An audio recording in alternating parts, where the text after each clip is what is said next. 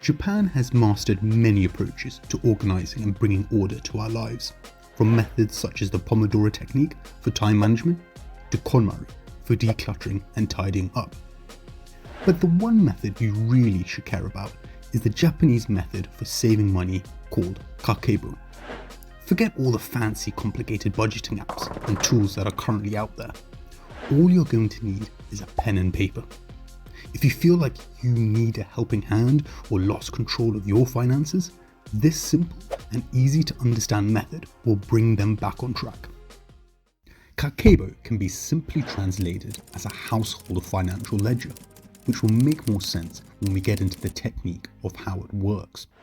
Hani Motoko, widely regarded as Japan's first female journalist, wrote about the method in a 1904 women's magazine, with her Kakeibo accounting system appealing to Japanese housewife readers at the time, who oversaw their budgets.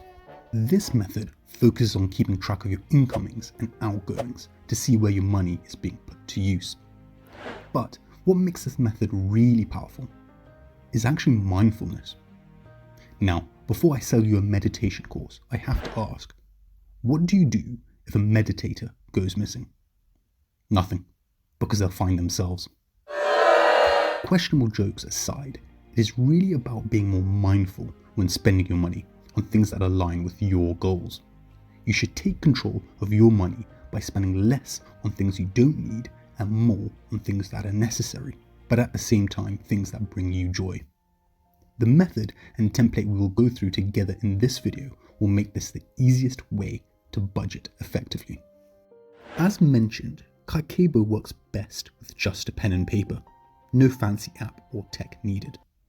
To simplify how it works, I want you to get a piece of paper and split the page into 4 boxes, with the top 2 boxes slightly smaller. These boxes will be labelled monthly income, monthly expenses, saving goals, and results. Before you make any positive money changes by budgeting, you need to know what you're working with, and that starts with your monthly income. List all your sources of income and the expected amount you foresee receiving. Now, next to this, add a column for actual income received. If you have just a fixed employee salary for your job, then this shouldn't deviate from your expected income budget. However, if your income can vary month on month, this will track actual figures. Things get more interesting when we move on to the monthly expenses section on the template page we are creating. We want to list the expected expenses for the month, and similarly to the income box, include an expected spend amount or budget column, as well as an actual spend column. One of the great things about Kakeibo is that it helps categorize your spending. So, right at the front of the list of expenses, I want you to add a column called expense category. The 4 different categories to use are general. These are things that you can't live without, such as rent, food, and transport. Wants, which are purchases you enjoy but are not essential, including eating out, new clothes, and hobbies. Culture, any spending on cultural activities, museum visits, and concerts. And lastly, unexpected extras. These are things you don't regularly pay for, such as repairs, unexpected gifts, or emergencies. This approach will help give you a clearer understanding of where your money is going. It might be a painstaking task at first, but will really help identify areas of your budget where saving opportunities are possible. You might find out that you have more wants than needs, or that it is finally obvious that paying for weekly tickets to the opera in the Royal Box is quite pricey, and that a more affordable hobby might be in order. It shows you what your priorities are and asks you to reevaluate them. It allows you to look at your spending habits with more awareness and can even help you figure out what triggers those decisions. The next section on a budgeting template is focused on saving goals. This can be split into 2 sections, the first being the actual goal setting. This can be undertaken right at the start of creating a budget or after the expected income and spending budget sections have been filled in. This can change month on month. So, I want you to answer the following questions. What are your saving goals for the month? And what is the purpose for saving this amount. This could be short-term goals like a holiday, or long-term such as for buying a house, retirement, or investing.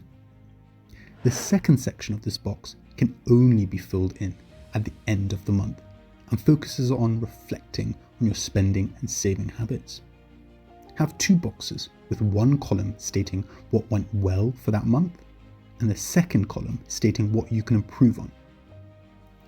This reflection section not only keeps us mindful of our habits, but also pinpoints areas to improve or identify and reaffirm habits to continue moving forward.